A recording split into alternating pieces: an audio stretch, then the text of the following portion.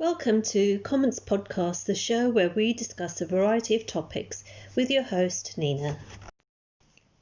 Real lockdown has, in the last couple of months, made most of us think of creative ways in order to get fitter, exercise, and just really rid ourselves of the lethargy which can sometimes unfold when you spend too long a duration at home, as majority of us have been compelled over recent months. So it is great that we're finding in London and the rest of England and rest of the UK that more people are embracing exercise, and it's no longer an effort to exert ourselves and to participate in either team sport or just going for a brisk walk or a jog around the block. And even myself, I found myself actually doing quite a few exercises via online, via YouTube, and which is great. It makes it really accessible if you're at home. And the great thing is that in the UK, we've taken, there's now a real collective onus upon keeping the momentum going, and the government has introduced or is in actual fact promoting cycling as a means of transport for which majority of us should embrace. And it is really a cycling and walking revolution which coronavirus lockdown has reset. I remember when I was younger, more kids used to cycle. You'd find more children cycling to school or walking or taking public transport. But nowadays it's far more popular, even in urban areas, to do the morning school run. So many parents have to juggle taking the children to school, whereas having the option of having children cycle safely or walk safely to school on foot will really boost public health. And lockdown has inevitably renewed individuals' interest in reaching their destination by bike or foot. Obviously, there is a certain degree of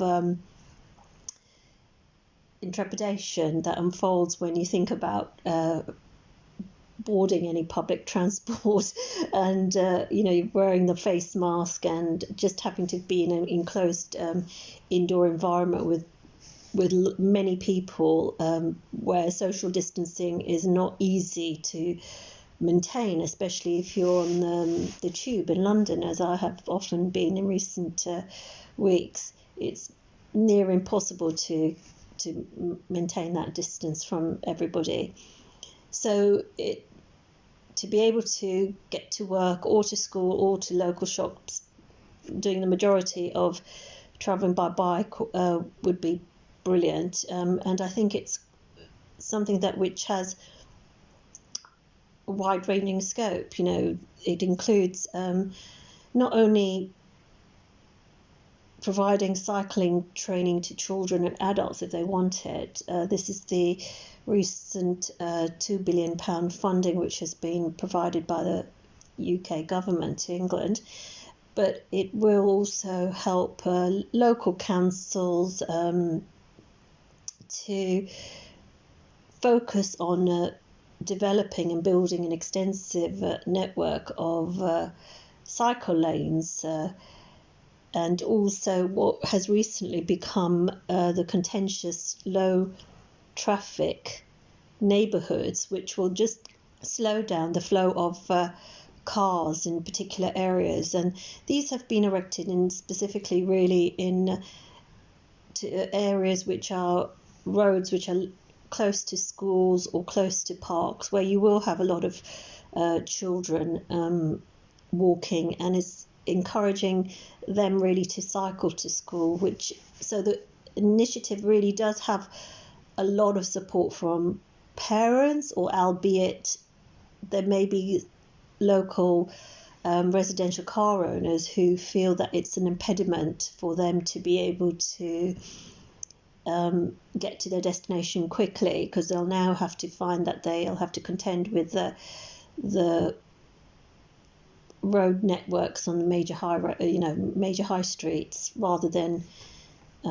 being able to access all these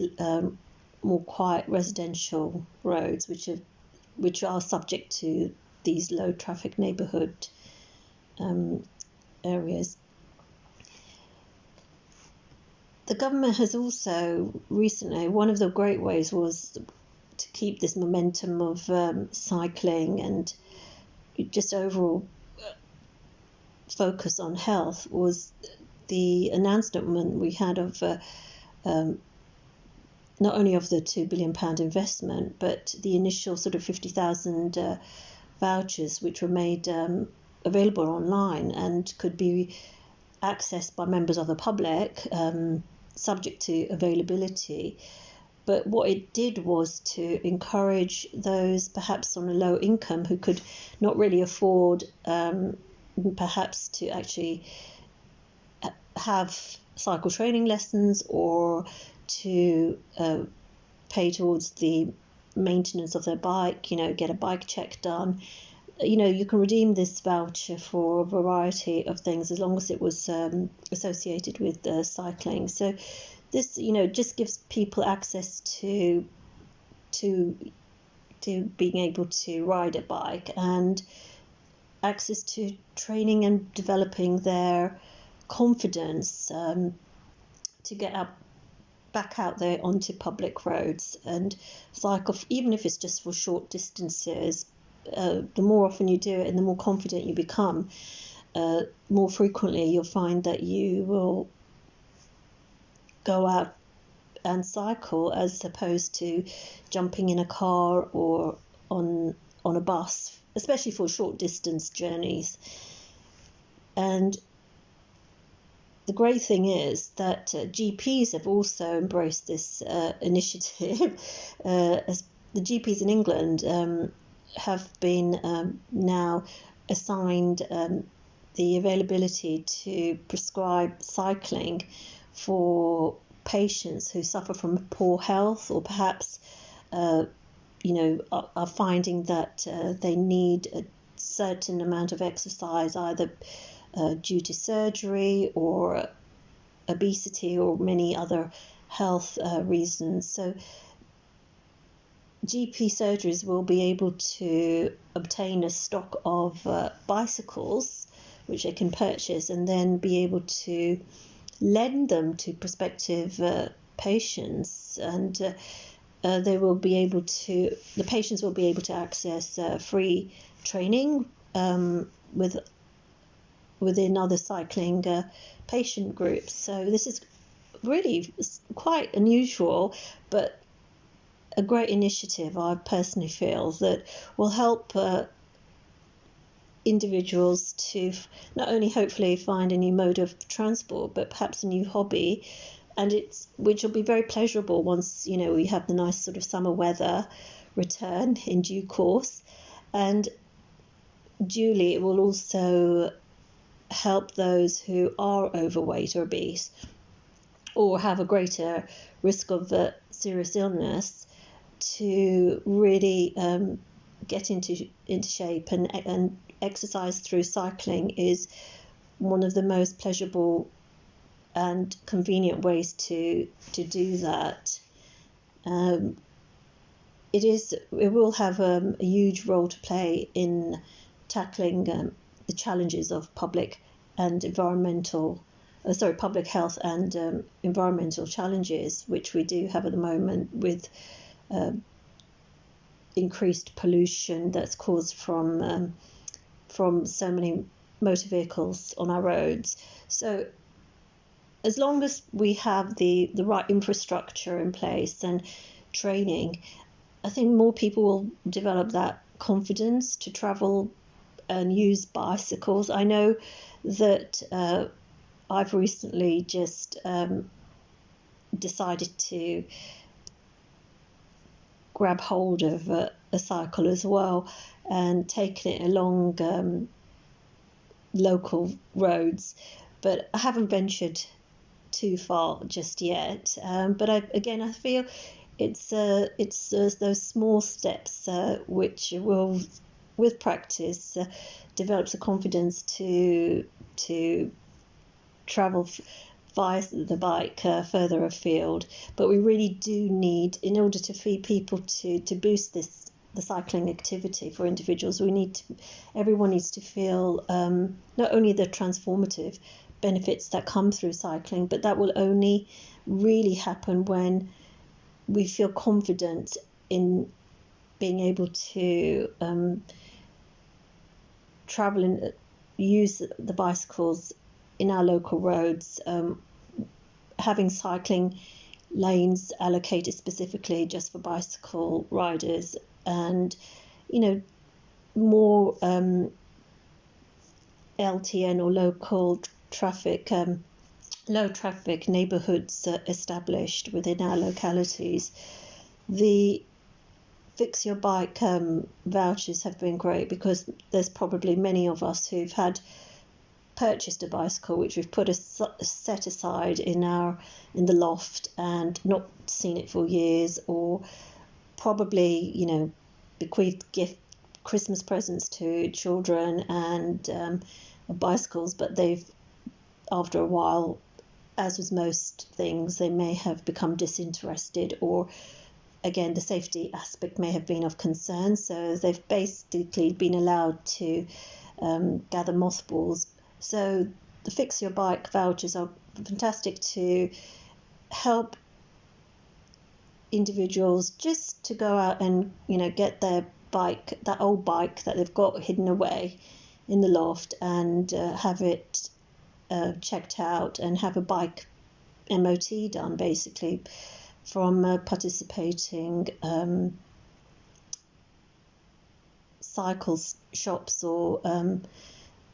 mobile bike mechanics to ensure that the cycle is roadworthy. So it's a great way of actually stepping up and speeding up the cycling revolution and keeping that momentum going. And it is a great initiative which will also impact everybody from all ages, and that's a wonderful thing about cycling, because it's an activity which everyone can enjoy together, from all ages, from young children through to more senior adults, and it's something you can do on your own or collectively in groups or as families or with friends, or with other cycling enthusiasts. So there's so much scope with encouraging people to go out and cycle. This will also give a lot of people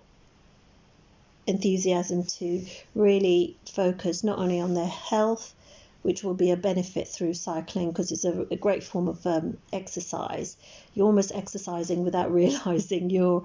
exercising, and it will also mean that it's easier to really shop local as well, especially in residential areas. So overall, I think that this is a win-win for everybody. Thank you for tuning in to today's episode. You can subscribe to the Commons podcast via iTunes, Spotify, and other major podcast providers.